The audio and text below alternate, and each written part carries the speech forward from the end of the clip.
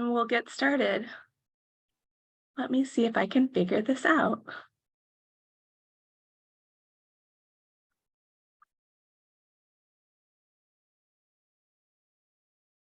Okay, I think you can see what I want you to see. All right, well, um, as I guess I did not introduce myself. I'm Beth Kelly, if you don't know me. I have my colleagues here today. Before I have them introduce themselves, it looks like everybody's named properly. This isn't your first rodeo with Zoom, as we're in year 3 of COVID fun times. So, but if you need to, feel free to rename yourself. You can always put a P or a C in front of your name if you want to share whether you're a priority model or a cohort model. That might make a difference in the breakout sessions. But we'll see how that goes. I want to introduce my team. I have a few of my teammates with me. Hand it off to them for a second. Hey everybody, Annie Pocklington here, the Assistant Director of Washington State Gear Up. My roles, as you know, or maybe are getting familiar with, are 7th year services, so preparing for next fall and our transition into that, as well as text campaign and some other student support facing work. I will pass it over to Kelly. Hey all, this is Kelly Keeney. I am the program manager for Gear Up. I know most of you, some of you I haven't met in person, and I'm looking forward to doing that soon. I am in charge of all things portal, logistical stuff for events, and some other topics that you may or may not be aware of. So anyway, hi all, good to see you. Yeah, I remember that it's Kelly Keeney who does the portal, not Beth Kelly. Our other teammates can't participate live, but I'm sure they send their love. And feel free to reach out to them if you have questions. I'm just going to cover the agenda real quick up top. We have just a few program updates and some resources that we wanted to spotlight. And then we have 2 schools that are nice enough to share some of their work through those 7-14-28 presentations. And then we're going to have some breakout time, some discussion. And then we can look at the schedule for January, which the topic will be scholarships, which is always a fun topic. All right, let's see. Okay, we're going to get started with just a couple of updates. And the first one is from Dan, who couldn't be here live. Dan is in the process of scheduling different site visits and check-ins to help support you, provide technical assistance. And so he just wanted to remind you that he's in the process of doing that. So look forward to being contacted by him, and feel free to reach out to him if you have questions or need additional support around any kind of technical assistance issue. And next we have our fun map of Annie's work. Awesome, thanks Beth. I'm so glad you included this image. This is the first time we've shared this map, which I'm really excited about. Beth did an amazing job on it. And as you can see, it showcases the campuses we are going to be at starting next fall. So as you all know, we're preparing for a big transition, and we'll be serving our Gear Up students at the following campuses starting next fall. So please get familiar with this map, especially if you're close to one of these schools or campuses. It's really the time to start reminding students that Gear Up will exist on these campuses and that we'll be continuing to serve them. So that's just a reminder. And then another quick reminder for folks in the room who are going to be serving as our regional coordinators. I have a meeting with you tomorrow at 2 p.m. and I'm super excited to connect. So yeah, if anyone has any 7th year questions or follow-up, please always feel free to reach out. Otherwise, just continue to spread the word about the fact that Gear Up will be following students to some of our Washington State campuses next fall, and we're really excited about doing that work. So thanks so much. Annie, that is exciting. It's really hard to believe that we are already, getting ready for this 7th year. It's hard to wrap my head around. I think it's still 2019, but I'm excited. And we will be sending out this PowerPoint, so you'll have access to any links or any of the things that we're sharing today. So family engagement is, it can be a lot of fun, and it can also be really intimidating and scary. So we just wanted to get a sense of what your comfortability level is on this topic. And so I wanted to do a different type of poll, but I couldn't embed it in Zoom. So we have to just go with this boring looking poll. Oh, and it looks like I might not be able to launch it.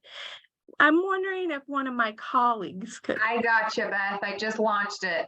Okay. Feel free to be honest. I believe I set it to anonymous. I mean, honestly, like if you're reluctant, like that's okay. This is a judgment-free zone. We want to help you where you're at, and family engagement is intimidating at times. All right, well, we're still waiting on a few more to answer, so get those responses in for us. Unfortunately, I can't see the results. So Annie, if you wouldn't mind kind of sharing out a little.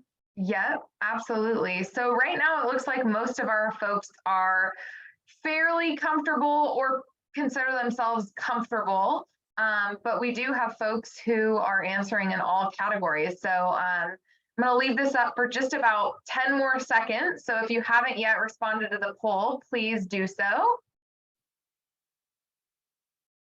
All right, thank you. Yeah, it looks like we're in the mainly okay fair category. Okay, that's good to know. All right, so then I think that will really help us through the rest of this webinar in our conversations, knowing where we're at. Can you all see my PowerPoint again? Yes? Oh, okay. All right. Well, I have some suggested resources. And again, I'll send them out. They have links embedded in the slides, but there's a couple that I really wanted to point out. The first one that is listed is the NCEP Family Engagement Starter Kit. And I really want to put the link because it's amazing. I want to put that in the chat box. Let's see.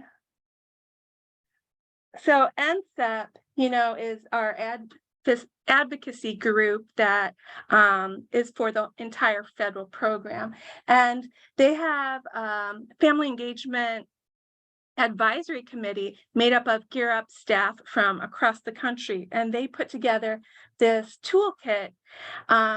There is more to the toolkit, but the link that I shared is just the resources.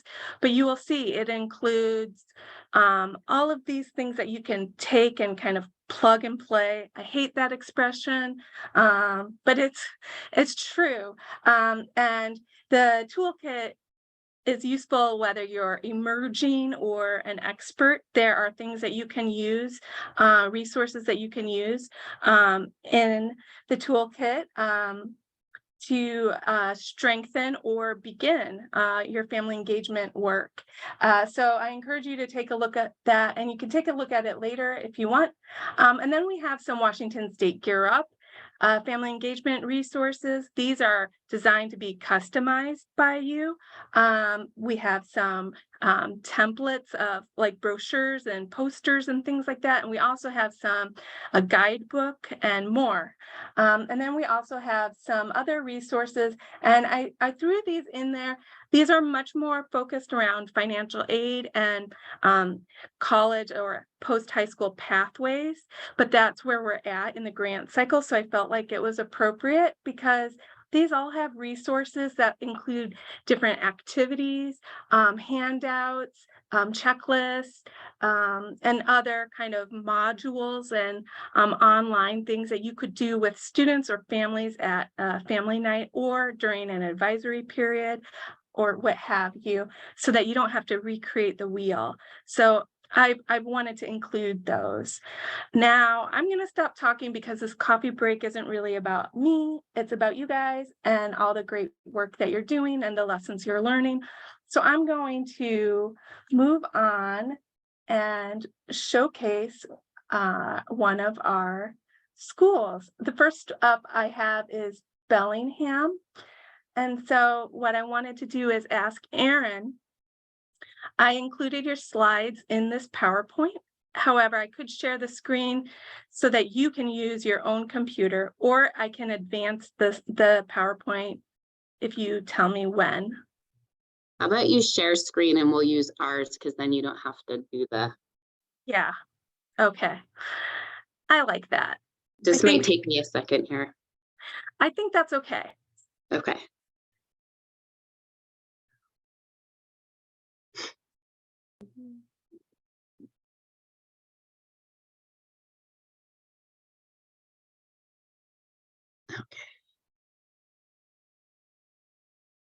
Okay. Can you guys see it?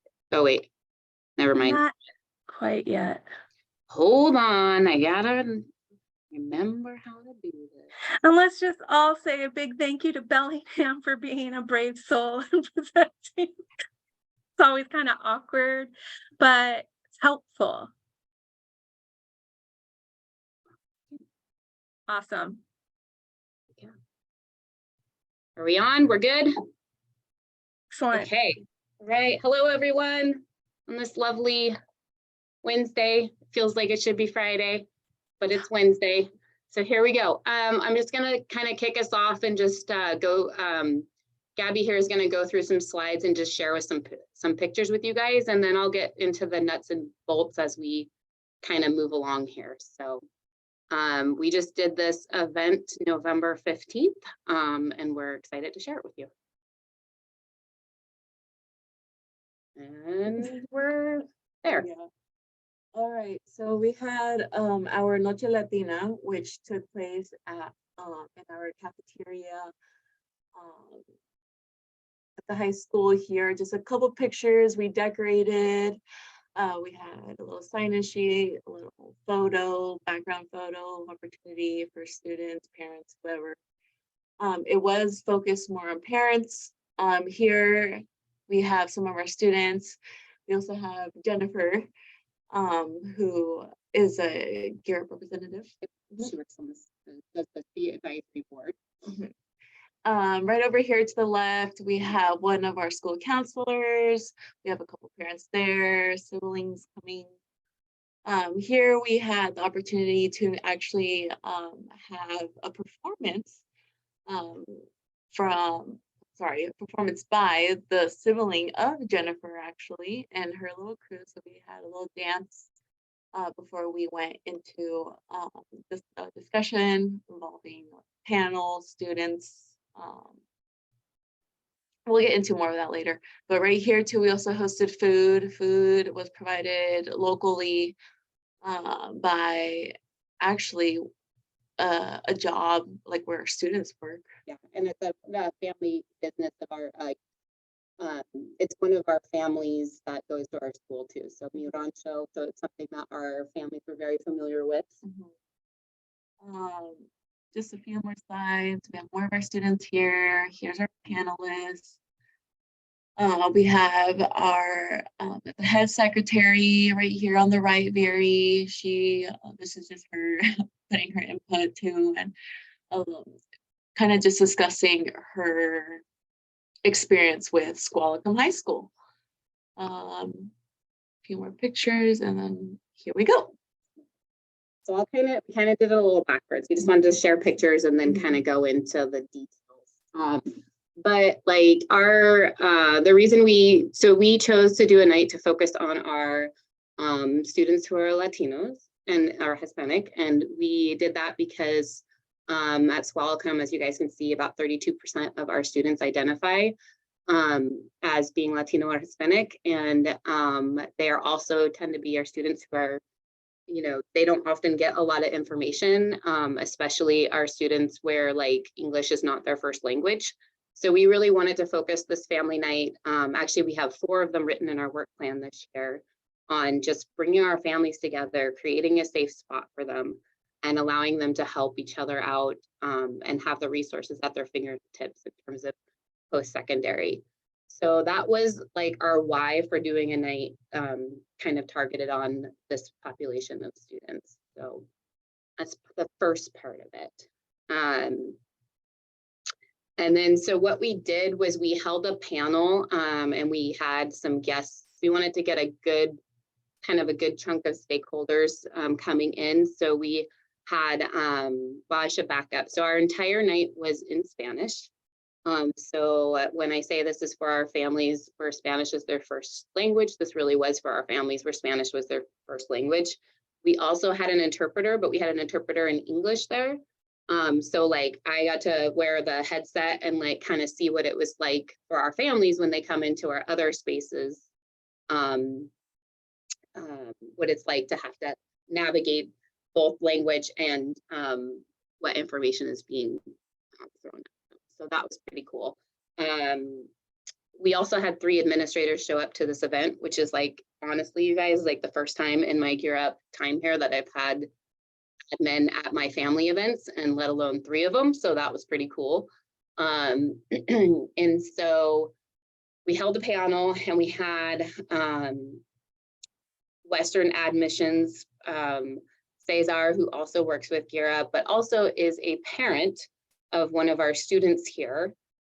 So he got to be there for different lenses, like a bunch of different lenses. And we had Whatcom Community College, who she also was an advisor and a former Squalicum student. And then we had students on the panel, and then we had some student parents on the panel. And then we created a list of questions from some of our classes. So like our MLL classes and our AVID classes. So we had some like, and then just some students who were in our space a lot. So we had some questions from different spots. And then on the tables, we had all the information for them on the tables, but we didn't do like a sit and get kind of thing. We wanted to make it more family style, like we wanted people to feel comfortable. And probably honestly, the coolest thing was like, yeah, we had the panel. Yes, we had the information there, but what ended up happening was a lot of our parents started helping each other and supporting each other. And then I don't know if you guys have, it just ended up really being a big community event where we just got in this big discussion where people were just supporting each other with whatever questions they might had in regards to post-secondary or just transitioning out of high school. So that was pretty cool. And then how we got all of our people to come, I'm gonna let Gabby speak on that part a little bit, on like how we actually, and I should say we had 33 families represented, so it was pretty good turnout in terms of Gear Up stuff. So I'll let Gabby talk how we did that there. So what worked for us was reaching out to parents via phone. I had to set some time aside, go through how many seniors we have that only speak Spanish or that are Latino or Hispanic. And I reached out to their parents via phone, one call. If they didn't answer, I would leave a voicemail, and then we actually set a text out the day before the event happened, or a reminder call for the parents that would appreciate more of the reminder call than the text. So we made sure to do 2 points of contact. We also asked, as Erin was saying earlier, we did reach out to our Gear Up students and the students who are in our area and see what questions their parents might have about Squalicum, so we can be prepared to answer those questions, or life after high school and more.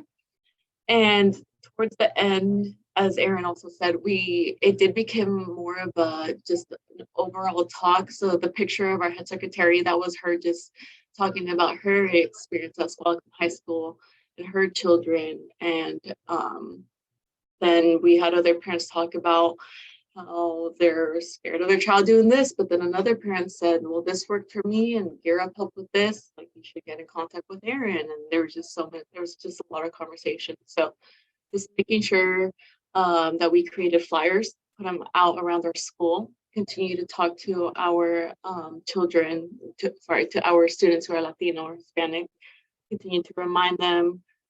This was daily. And also, again, reaching out to the parents via phone. So coming in contact with the parents in some way. And for this event, we had some staff members too involved. So like we had our school counselor who's also bilingual, and one of our AVID teachers who's bilingual, and then someone from our family engagement. So all of them were able to kind of host and facilitate along with Miss Gabby here. So yeah, so with that, does anybody have any questions?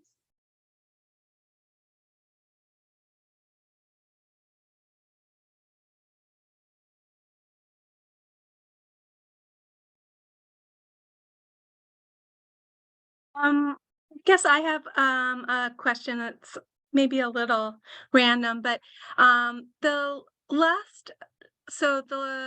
topic that we included last month was or actually I was ill, so I'd but it was on financial aid, and they talked about FAFSA in particular, and you know, they're small schools and they know their audience. And in your presentation, you also mentioned FAFSA.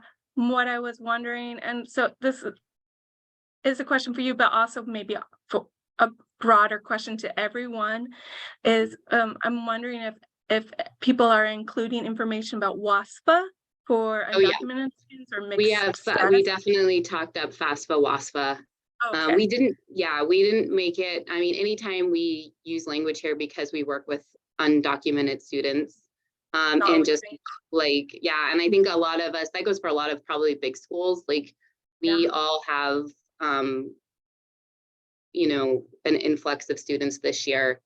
So yeah, that's definitely something that we addressed and talked about. We did not make this a financial aid specific event. Because we wanted to get our families in the door. We wanted to see where they're at. We haven't really seen them since before COVID. And we just, you know, we opened the door to allow that conversation to happen, but it wasn't our FAFSA, WASPA completion. We have other events to address that too. I think that's actually a good strategy, taking into account that we haven't really seen each other for a while, like not to hit them over the head with all this to-do stuff, but to actually, you know, get to know each other. Thank you so much for sharing. Does anyone else have any questions? We might have time later for questions as well.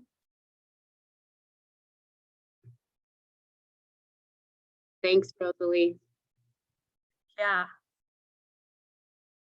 All right, well, we'll pause here and yes, thank you, applause.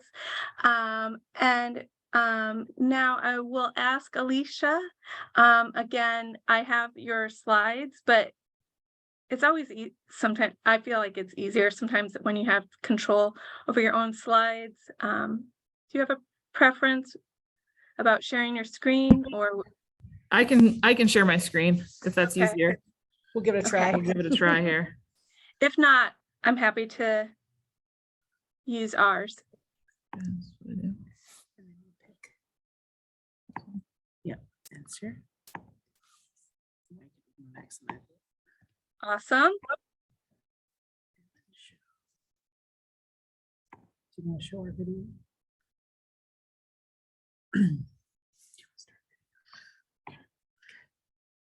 So last spring, I'm Alicia and this is Allison with me. She's the middle school, high school counselor, and we tag team a lot of Gear Up stuff. We did a middle school and high school post-secondary family planning night.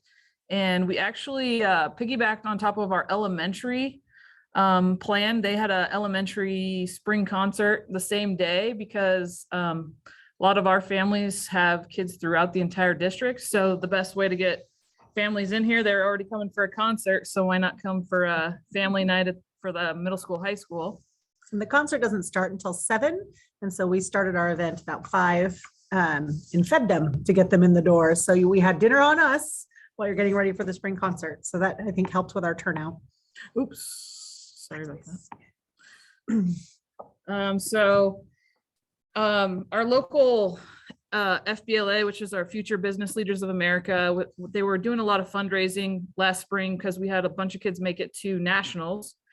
So we asked them if they would be able to cater the event and provide childcare for us. So we incorporated some of our students, and they made a spaghetti dinner and had it there ready before our event started.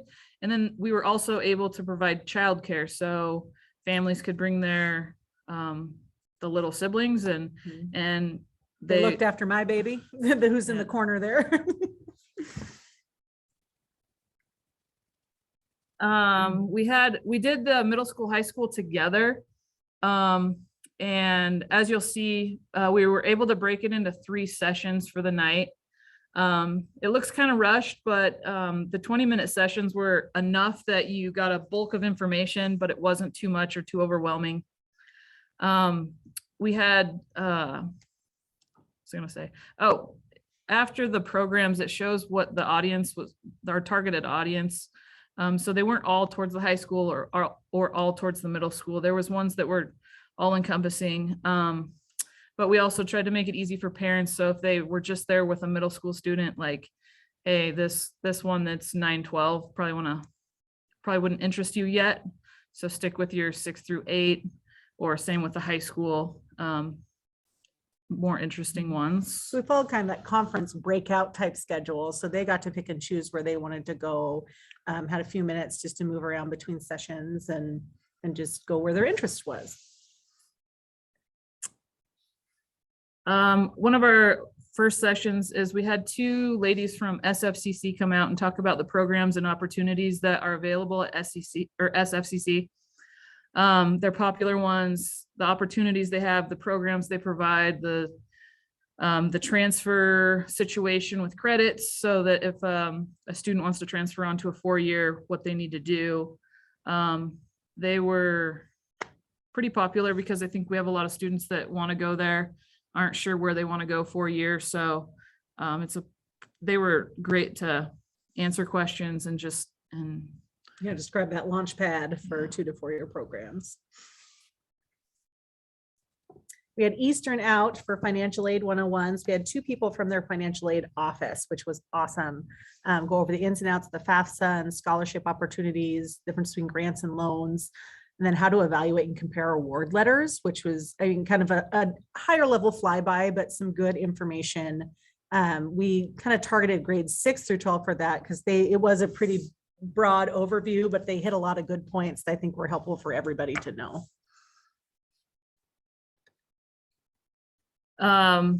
Allison. I guess I could talk about Okay, this. yeah.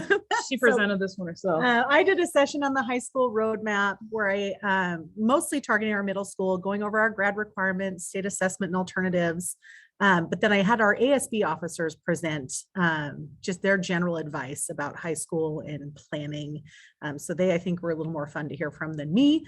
I bored them to tears, and then the ASB took over and answered their questions, and kind of got to listen to what middle schoolers were worried about and what they were wondering about. And since this was a springtime event for our 8th graders in particular, it was pretty useful. And then I got to keep that same batch of kids to do a session on getting involved in school. So again, current high school club officers talked a lot about just the different activities, the highlights of their activities. They got to prepare a few slides. They could show pictures of some of the events that they've been involved in. You know, our FBLA does an awesome job heading to state and nationals. We send kids to state and FFA all the time as well. They got to celebrate some of those accomplishments and kind of drum up some new members as our middle schoolers move up.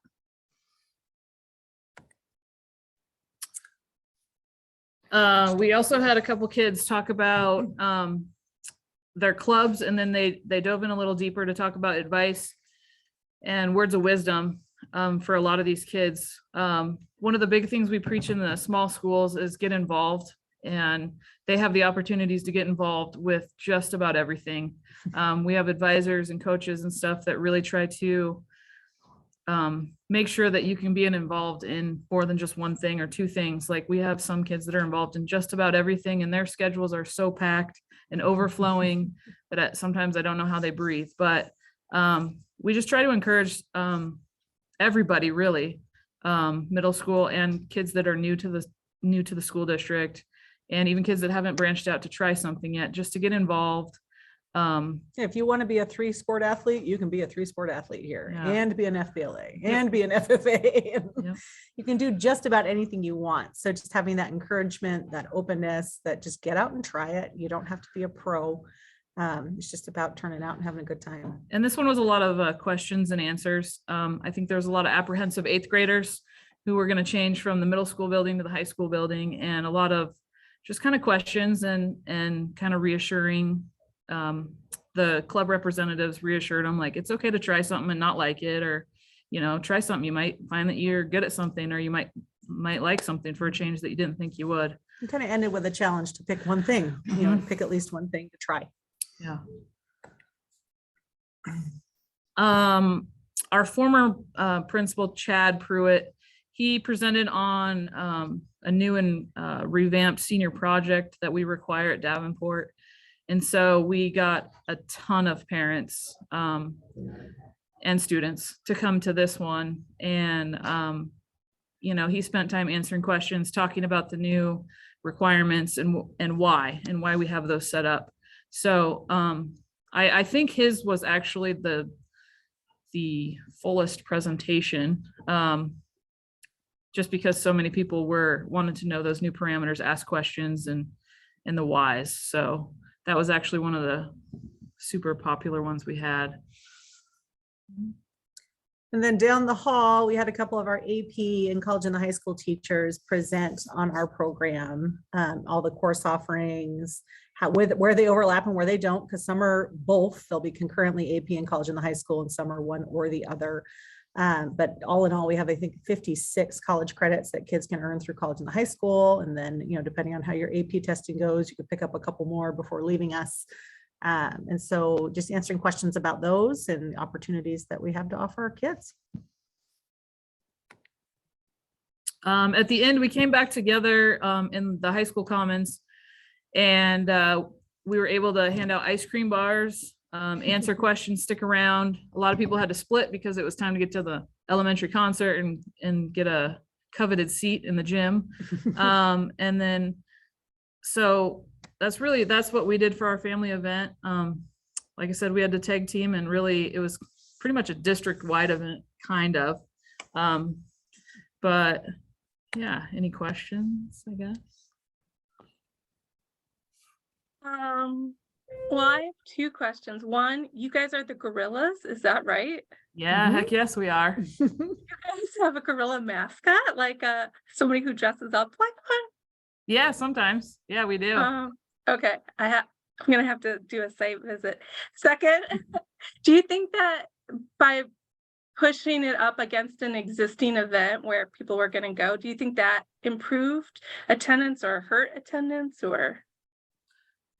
I think it improved it, and I think it improved it because they're already coming to town for their elementary concert. And then the fact that we had childcare was a big one, I think.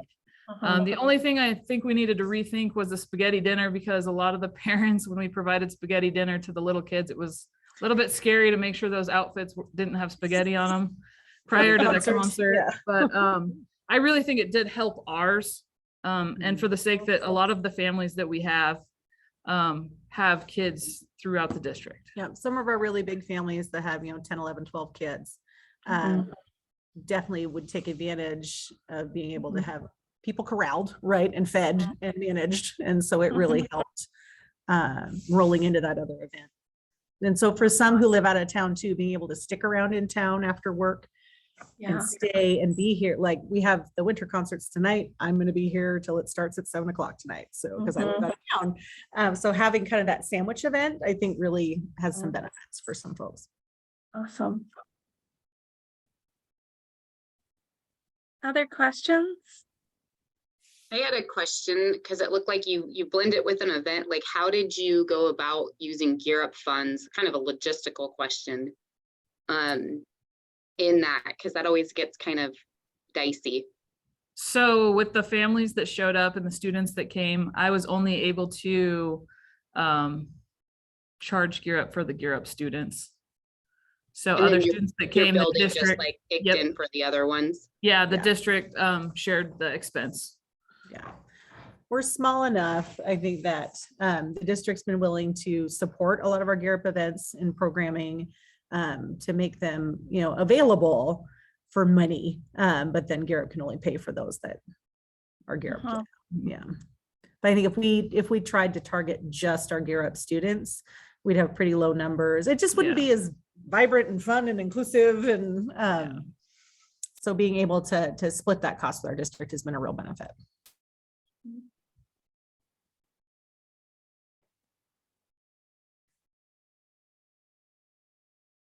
Well, thank you for taking the time to share with us. It was really great to hear from both of you.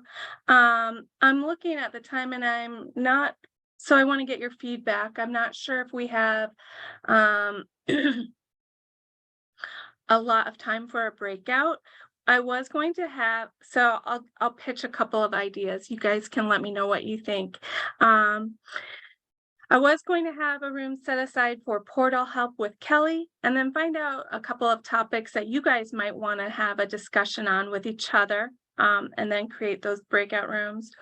Or another idea could be if people do have questions for Kelly, or say 7th year for Annie, or other questions for our presenters around family engagement or each other on how people are doing things, we could just stay together as a whole group and unmute or type in the chat box some questions and stay together.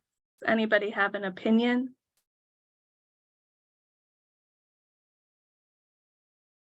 No opinions? Does anyone have? Why don't Kelly and I go head into breakout rooms and you can stay behind and folks can follow Kelly or I if they have specific questions, or hang back if they want to have a group conversation. That sounds good. All right, then. I like that idea, Annie. Hey, Okay, Beth. Would it be possible for a few of us who are collaborating on an event to get into a breakout room together? yeah, I'm gonna Can we just call that one the, name it collab. can we just go with Annie? Would that be okay? Sure. Okay, so those of us who who you are, they're collaborating on the scholarship event, virtual event. If we could just go with Annie, then we can just touch base a couple of us together. All right, and I can broadcast when there will be like 5 minutes left, or, I'm sorry, like 1 minute left.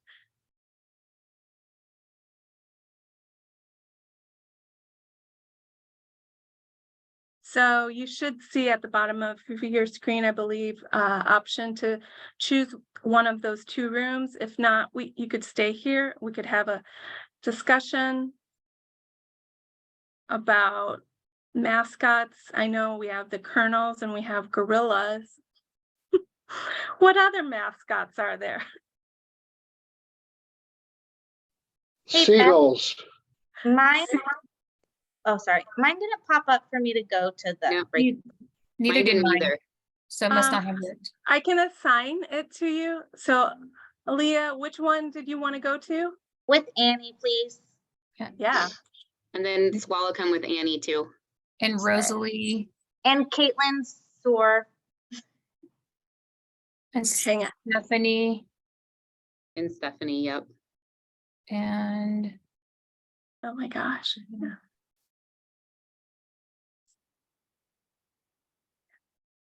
Rosalie, Annie. I have to go. I'm just gonna pop into Kelly's portal thing Okay. really quick, if you can see me there Yeah. first, and then I'll come to the collab one.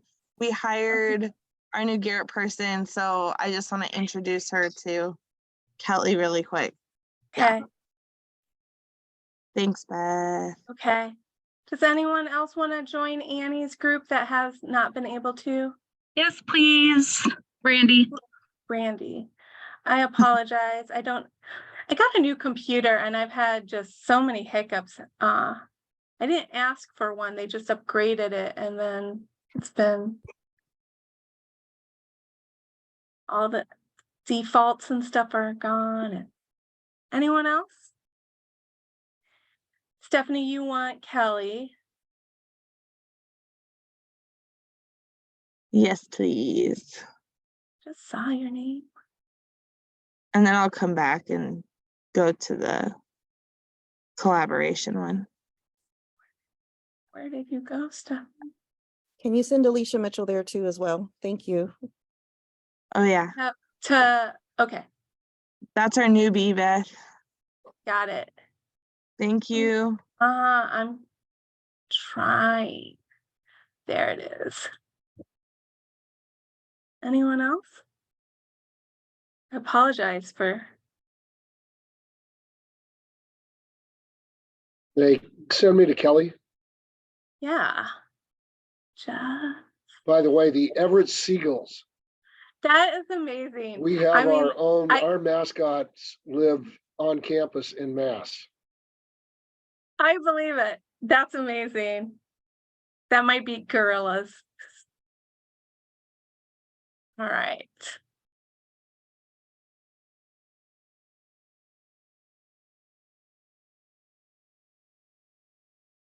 Alicia, did you want to go to Annie or no?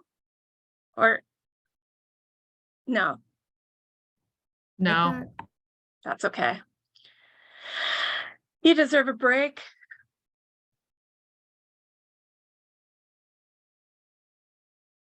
Oh,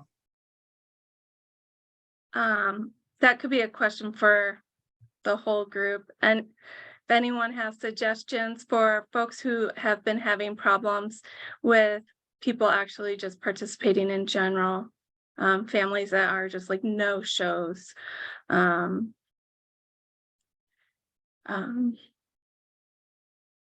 Well, we can continue the conversation. I want to be mindful of time. I know we're a little over. I apologize for that. So I will be sending out the PowerPoint that does have the resources and the slides from today. I'll send out the recording. Next month is the topic will be scholarships, and we have Inchelium and Vancouver that will be sharing how they've rolled out some of that kind of content. And as a follow-up, maybe we can think about how we can support each other and come up with ideas for folks who are really struggling getting attendance, even virtually or in person. If folks have some suggestions, or if you're having trouble, feel free to email me, and I can also circle back with Dan as well and Marcy, and we can see what we can come up with, if there's any kind of strategies that we can help with. I have a quick question, Kelly, to throw out for anybody who can still stay on is, we're in the process of creating an opt-out form for families who are not going to complete the FAFSA. I'm curious if anyone else has done that in the past. We're hoping that by having an opt-out form, it will make it so families are more likely to complete it versus opting out of it. And so just curious what success you guys have had with that piece of it, because I know there's kind of some criteria within the financial aid advising day of allowing students to opt out, but as far as the FAFSA itself, just curious how people, we're not where we want to be right now, I guess. And so I think we're about 25%. We were hoping to be closer to 40 right now. So just thoughts on success people have had with any form of type of opt-out form. And so my opt-out form, just to let you know, would be the way I've created it is like 5 lines that they'd have to initial. So it's, I understand there's staff available to me to help me at my school. I understand that by not completing the FAFSA, my student may not be able to be eligible for other scholarships outside of federal and state. So just things to make them aware of, there's no financial income barriers or criteria to FAFSA. So just curious, I'm willing to share that with people who want it also, but just we're not where we want to be. And so we're at 20-something% too, Rosalie, just so you know. Yeah. Yeah, there is nobody besides in Chileum, honestly, that is close to meeting that 70%. Well, and a lot of those just to let you schools, know.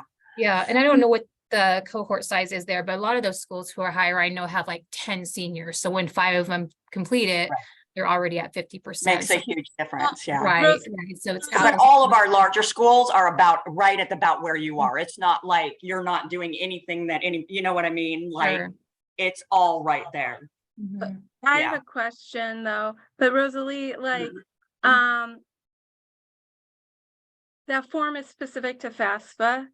Do you think that the people who would sign that would then possibly complete the WASFA, or in reality, they're not going to complete either application? No, Because there's I wonder, like, are they outing themselves as? No. So the kids, I have 189 in the cohort, and my estimate is about 3 of those kids are WASFA. And I've spoken with those students kind of personal one-on-one conversations. And so it's not a matter of them not understanding the FAFSA versus WASFA. It's everything from I plan on taking a gap year, so I'm not going to complete the FAFSA, or my family makes too much money, we're not eligible for state and federal aid, so why do it anyway? So one of the things I'm trying to do is more and more scholarships I'm seeing are requiring students to submit the cover sheet of their FAFSA, which I hadn't seen that in the 17 cohort. And so I'm actually going to reach out to our West Valley Foundation, who offers 30 scholarships in our district, and say, hey, we need to jump on this, because I feel like as a district, we shouldn't be providing and the foundation is separate from the district. It's a different entity, but I feel like as a West Valley Scholarship Foundation, if students aren't making every effort to be eligible for state and federal aid, why would we then want to support them with our scholarship money that's, people work hard to fundraise for? So anyway, just interested in some thoughts. That's really good. I'll follow up with Marcy as well on this, and Dan. Yeah, I was just concerned that maybe we would be having some sort of kind of paper trail to WASFA. Oh, no, that's not really no, because whether they opt out for whatever reason, the opt-out form isn't saying, and it does say FAFSA, WASFA on there. Yeah. So they're opting out of one or the other. I wouldn't really know. There's no way to identify which one you are through the form. My hope is that the form, that if I'm a higher income family and I'm not completing it because of my income, and I see on the form, hey, my son Jonah maybe isn't going to be eligible for a scholarship, even though because I haven't completed the FAFSA, maybe that's going to be an initiative for them to complete it. Can I ask one more question? You might have said this and maybe I missed it. Does it ask them what their plan is post high school? No, but that's a great idea to add that. Because they might not think that it, it does have one of the that financial aid applies to their pathway when in reality it might. Yeah, and I'm glad you said that. One of the lines at the initial does say, I am acknowledging that I'm aware that financial aid would help support me in the following post-secondary pathways. And so that does list those out. So trade schools, apprenticeships, things like that. So, but it does, I like the idea though, of adding a line of saying, this is my plan for next year. Yeah. And then there's a couple other things to do you plan to take I would want to find out, do you think that you might be taking a gap year and you're going to need help in 1 year? Because we can help you, because a lot of people did take in 2017, took a gap year and came back. And then also you realize you're turning down your college bound scholarship, which you're entitled to. And also you might spell out what financial aid is. They might only be thinking that's loans. And you could put in there something like, which financial aid includes grant, like free money. I don't like that word, but and you might actually spell out some of the things so that they're not just thinking, I don't want student debt. Like, this is a way to Yeah. avoid student debt. Can you see my screen? Yes. Now we Okay, can. so this is kind of the, I like that idea though, like having a spot where they would say, I was curious for them to share maybe the reasons why they're opting out. So maybe I rephrase this of including some of the stuff you said. But by them initialing this, it would then help me know that I just want to make sure that they understand what they're opting out of, like the opportunities that are available to them. So I'll revise this a bit and then keep going. I was just curious if anybody else had had any experience. So the Federal Way School District, can you guys hear me okay? Yeah. We have a district-wide opt-out form that we use. So if you want to send me an email, Rosalie. Yeah, sure. I'd and love that. I'd love to see the wording. I did find one from like California that I pulled some stuff from. So, what we yeah. tend to do is we actually don't release the opt-out form to students or families until pretty much second semester. Mhm. And Yeah, I was gonna wait a bit. I didn't wanna. yeah, After winter break. and now I've included like just the points that you made, Beth. We were doing financial aid counseling today, actually, like pulling kids from our list, you know, who haven't done their FAFSA yet. And I'm like creating the agendas for our upcoming workshops based off the questions and stuff. But just based off of my experience yesterday, it like totally changed my conversation with the class today. And we did have some students asking about opt-out, but that's when it prompted me to clarify like trade school stuff. So that's been the biggest thing for me is some students are wanting to opt out because they're like, oh, I'm going to do an apprenticeship next year. And I'm like, well, guess what? You're going to be at a college for that. So you kind of need to know, you know, it's like, what if you have some random fee that you were not anticipating? And Even cosmetology and stuff. I mean, there's things that people. Yeah. So. I know I'm new to all of this, but not to the game though. So I do completely agree with students having been well informed and all of their questions and options given and answered, because you know, like even in my day, that's what happened. We just didn't know, so we just opted out, or we just didn't do, but we didn't know our options and the potential, and you know, we end up losing out and not going to school, or ended up doing it, you know, 15, 20 years later when you have a family, when you could very well have done it then. So being well informed for your choices is, I feel like, the best option and almost requirement.